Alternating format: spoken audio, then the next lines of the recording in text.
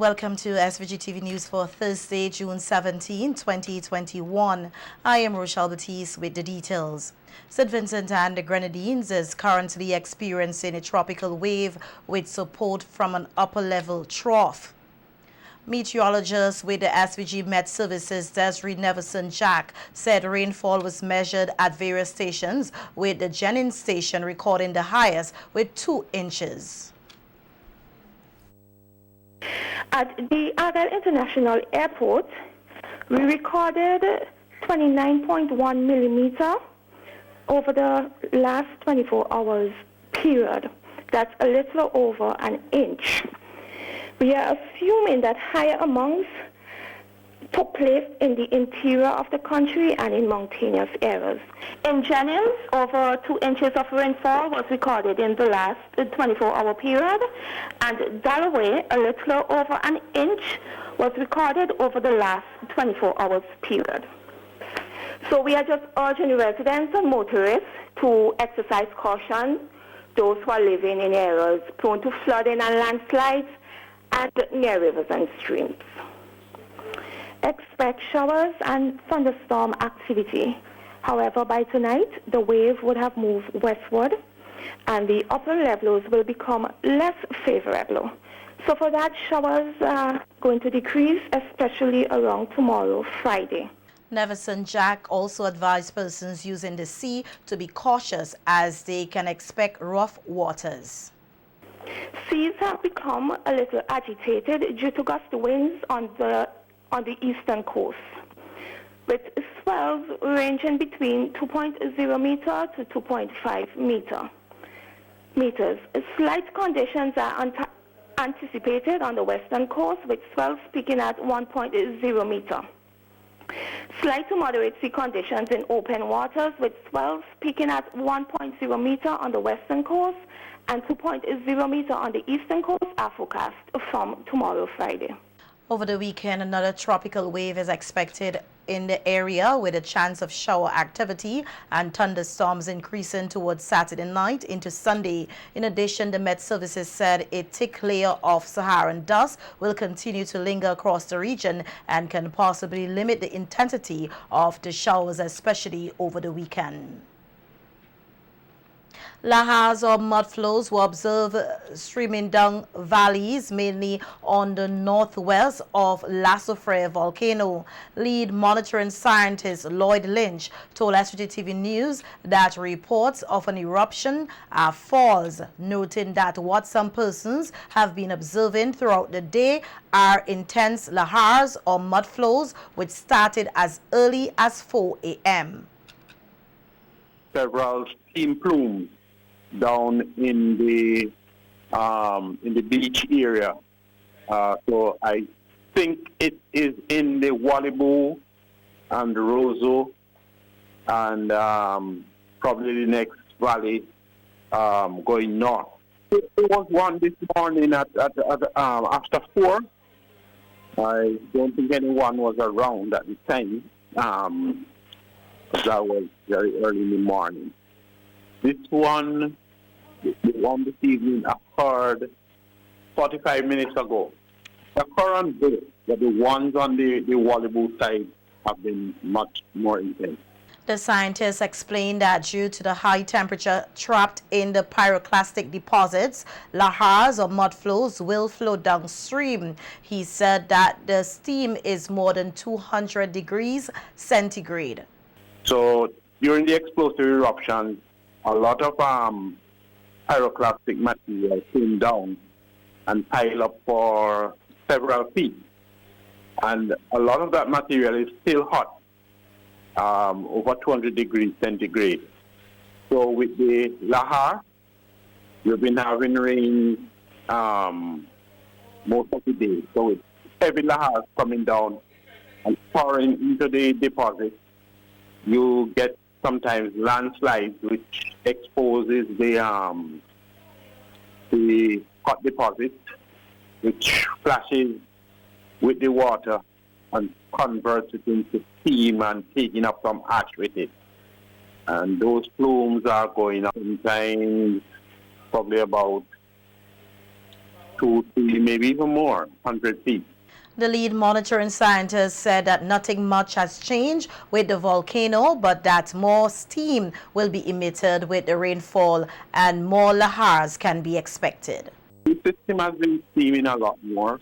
In terms of earthquake activity, the seismicity is diminishing. We are seeing a smaller number of earthquakes per day, and the events are smaller. So the system is simmering down. It's tapering off. So going forward, if we go deeper into the rainy season, you're more likely to see more lahars. That will be the major threat.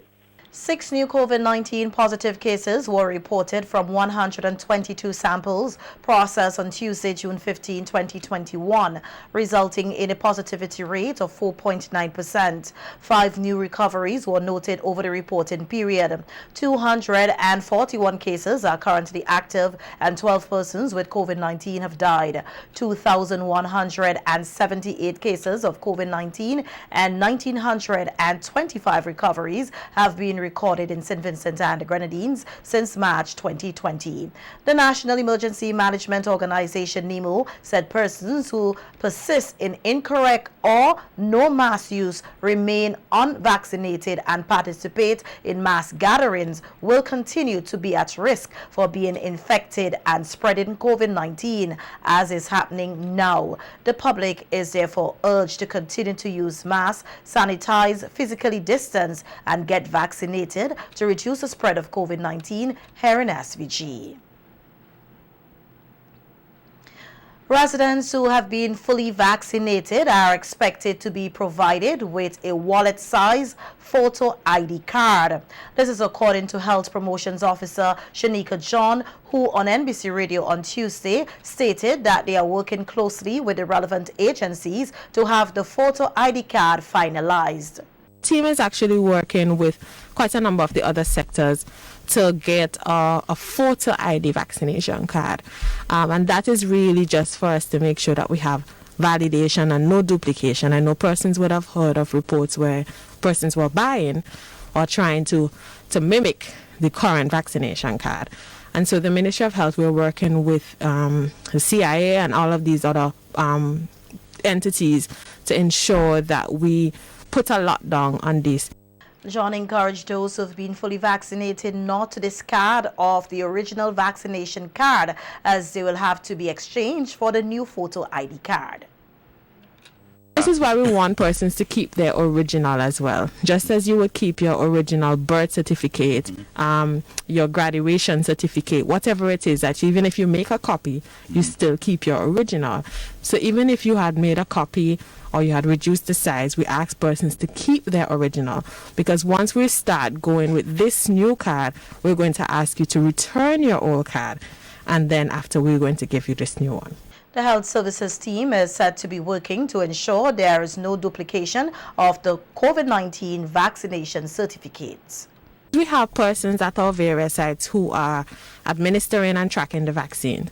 Number of our healthcare workers, if you show up to a health facility or at any of our vaccination sites, claiming that you have received your first dose of the vaccine and you are here for your second dose, or let's just say you're just here for your first dose at all and you have a card, that information goes through a validation process. Our team would look at it. There's a signature that is supposed to go, and we have those signatures on record. We also have specific information about the individual that goes into a mass database that we could also check and verify. So there's multiple verification process. So if someone is trying to duplicate or print or develop or design a card, it's going to be extremely difficult, especially when it comes to things like the signature of the healthcare provider, of which we know some persons may try, but it's not the same. And so our team quickly picks up on things like this. John said while persons may try to forge signatures, the cards will have to be thoroughly examined, as there is a process for scrutiny. Meanwhile, the Health Promotions Officer has noted with concern some persons who have dropped their guard with COVID-19. With SVG experiencing his second wave of the virus, John said, treat everyone as though they have COVID so that everyone can make a conscious effort to adhere to the public health guidelines. Different layers. So going forward now, I want persons to be treat everyone as if they have COVID. The person in front of you, the person behind you, the person next to you. And if you consider that person to have COVID, then you will act accordingly. But I think a lot of times we take it for granted, even our friends, the people we live with, that everything is fine. And so everything is not fine because we're still in a pandemic. John reminded the public of the protocols and why they are in place, noting that it is also important that everyone take their health seriously and practice basic hygiene. Before, I was seeing a lot of parents taking their children to wash their hands, ensuring that they wash their hands. Now I'm in the bathroom and the child is trying to reach the sink so he or she could wash their hand without the parent supervision. Sometimes they give up and just go back, or sometimes, they get a little assistance depending on who is there. And all of these are simple little things that I want us to go back to. Washing your hands, wearing your mask, and keeping your distance. And, we have a culture of wanting to lime and hang out and chill and all of these things. But we have to be mindful that each of these things could have significant impact on multiple things that we are doing after. In other news, President of the SVG National Council for Women, Beverly Richards, has joined a call for justice to prevail in the shooting incident of Diamond resident Cornelius John. The incident allegedly involved Government Senator and Deputy Speaker of the House of Assembly, Ashel Morgan, Assistant Director of Public Prosecution, Kareem Nelson, and a third unidentified person. In a telephone interview with SVG-TV News today, Richards shared the views of the organization. The National Council of Women wishes to join the call for justice in the incident which has left 62-year-old Cornelius John nursing a gunshot wound to his foot. The National Council of Women strongly condemns all forms of violence perpetrated by men against women. And so too, the organization equally condemns all forms of violence against men. The instant matter where Senator and Deputy Speaker of the House, Ashel Morgan, is alleged to have used threatening language to 62-year-old Cornelius John while pointing a firearm at him, and having been identified as one of the 3 persons who were present at John's home in Diamond on April 13, 2021, when he was shot, is cause for serious concern. Richards added that Vincentians are seeking the assurance that John's case is being treated fairly and being investigated thoroughly. It is not up to the National Council of Women to determine guilt or innocence of accused persons, but to ensure that the wheels of justice are properly oiled. We believe that all persons must have access to justice, because to deny any party access to justice is not in the best interest of a country, and is a flagrant disregard for the rule of law. This matter has attracted wide public interest, and the people are seeking answers. To this end, the people want that assurance that the crime against Mr. John is alleged is being investigated thoroughly according to the laws of St. Vincent and the Grenadines, with completeness and with a high standard of professionalism.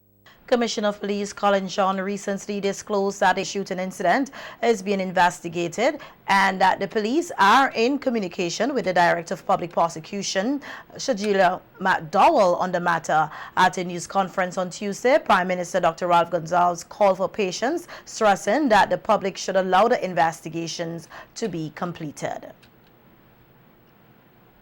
The police are investigating the circumstances surrounding the death of Saville Murray Jr., a 28-year-old farmer and block maker of Richmond. The police public relations department says, according to investigations, about 5:20 a.m. today, the police were alerted to what appeared to be a lifeless body lying on the ground in Golden Grove, Fitzhugh. The police visited the scene and discovered the motionless body of the deceased with multiple gunshot wounds. He was later positively identified as Saville Murray Jr. A post-mortem examination is expected to be conducted on the body to ascertain the exact cause of death. The police say the motive for the shooting is unknown. Anyone with information that can assist with this investigation are asked to contact the Assistant Commissioner of Police in charge of crimes at telephone number 1-784-456-1339, the commander of the Northwestern Division at telephone number 1-784-458-2229, or any police station or police officer you are comfortable with. All information, the police say, will be treated confidentially. Many stakeholders of the local tourism industry a few months ago spoke to SVG-TV News on the difficulties they have been facing in keeping afloat due to the COVID-19 pandemic and other challenges. Communication Manager of the Ministry of Tourism, Joaline Scott Charles, told SVG-TV News yesterday that the Minister of Tourism and Culture, Carlos James, and his team are working tirelessly to revive the industry and that they have been holding regular meetings with the stakeholders in this regard. Over the last few weeks, Honorable Carlos James, Minister of Tourism, Civil Aviation, Sustainable Development and Culture, along with his team, has been meeting with tourism stakeholders within the 8th subsector of the tourism and hospitality industry. So far, we've met with Hotel and Tourism Association, Professional Taxi Association, SVG Taxi Association. We've also met with cruise agents, CDC and culture, the entertainment aspect. We've met with our National Parks, Rivers, Beaches Authority, who's responsible for managing our sites and attractions. And in the upcoming weeks, we will continue this series of stakeholders consultation. From these consultations, we realize that our stakeholders are quite optimistic about the future of tourism and hospitality industry in St. Vincent and the Grenadines. Scott Charles said the meetings are being held to ensure an inclusive, workable plan of action is devised to revive the industry, and that a virtual conference will be held soon to present the next steps forward for the industry. As an industry, we have proven to be resilient and we are strong. And not only that, we are stronger together when we work together. So that is why we are doing our best to involve as many as possible, a number of our stakeholders who are key players, to be a part of, these consultations and what we are doing. Added to the consultations, we are also planning a tourism stakeholders conference. And it's not just the ministry that is planning this conference, but we are planning this conference along with our stakeholders. This conference is expected to be a virtual conference. However, we would set up hubs at various hotels and sites throughout our beautiful 32 islands and keys so that our stakeholders are integrally involved and they can participate by sending their questions. If they have other concerns, they can share those concerns and we'll be able to address them at that conference. According to the Tourism and Culture Communication Manager, the conference, which has not yet been given a date, will be held under the theme to reconnect, rethink, rebuild stronger together. Scott Charles said with collaboration between the Ministry of Tourism and all of its stakeholders, they are confident the industry will rebound even stronger than before.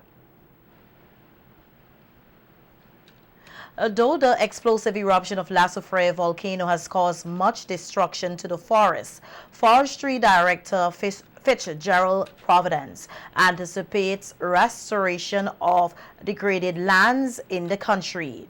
His comment comes as the country joins the United Nations in observing World Desertification and Drought Day under the theme Restoration Land Recovery.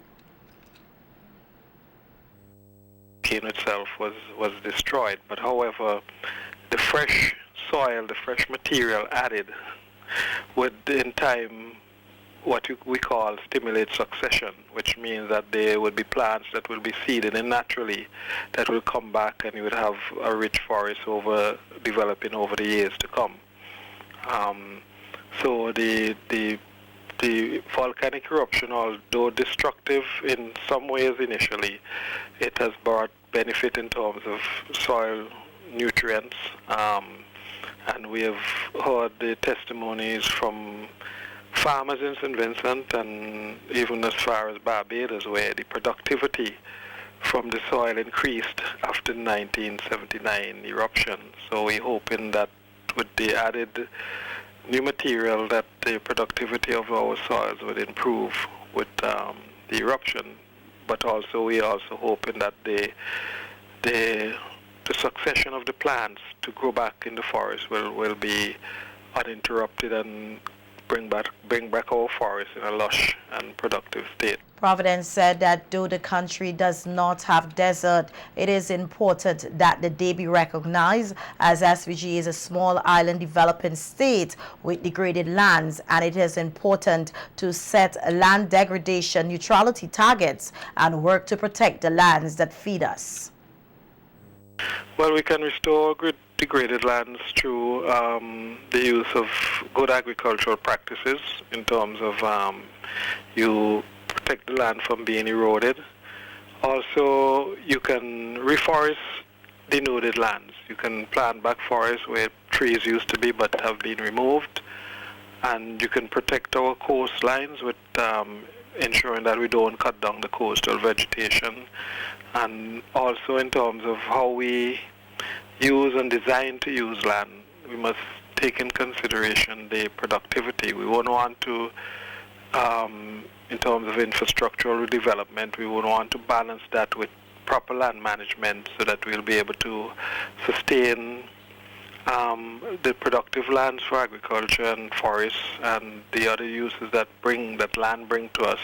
The forestry director also spoke on how drought affected the country last year and in the earlier part of this year. He, however, noted that good maintenance of productive soil can reduce these extreme drought periods. Very serious period of drought early in the year, and if we continue to maintain our productive soils, because the soil also is one of the main storage area for carbon. And we know one of the greenhouse gases that help in climate change is carbon dioxide. So if the soils are productive to absorb, forests and soils absorb all the excess carbon dioxide in the atmosphere, we would reduce the impact of climate change because the temperatures in the world would not go up. World Day to Combat Desertification and Drought is observed annually on June 17th to promote awareness of international effort to combat desertification. Desertification is the degradation of land in arid, semi-arid and dry subhumid areas. It is often caused by human activities and climatic variations. Less than 2 days after two Vincentian siblings were ordered deported from Grenada, two other nationals are said to be at large in the Spice Isle. This was disclosed by the island's health minister, Nicholas Steele, on Wednesday. Yesterday, we had two suspects at large that we believe came in illegally from St. Vincent. So this is a regular occurrence, and any one of these can create the perfect storm that can lead to community spread. And then we have persons rushing to get the vaccine, to get protected. And in most cases, that would be too late, and we don't want to be in that position. While the information surrounds the illegal entry is still vague, the minister says that most of these cases are first identified by civilian citizens. It is based on responsible citizens.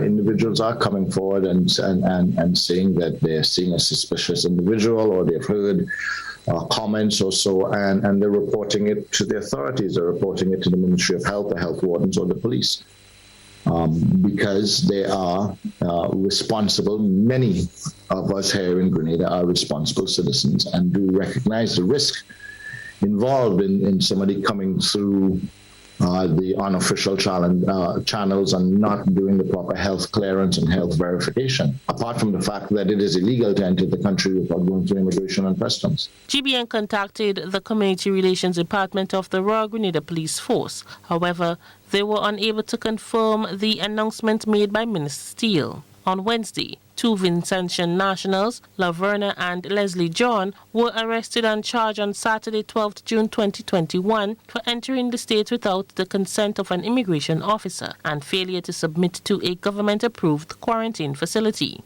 They were subsequently taken to court and ordered to be removed by the preceding magistrate on the first charge and reprimanded and discharged on the second charge. The magistrate later ordered them to be deported back to their country. The Regional Security System humanitarian mission to SVG following the explosive eruption of La Soufrière volcano will conclude tomorrow, Friday, June 18, 2021. To commemorate the occasion and honor the troops, there will be a military parade tomorrow at the Annisville Plain Field commencing at 9 in the morning. There will be addresses by Commissioner of Police Colin John and Assistant Commissioner of Police Desmond Denard of the Royal Police Force of Antigua and Barbuda and commander of the RSS contingent.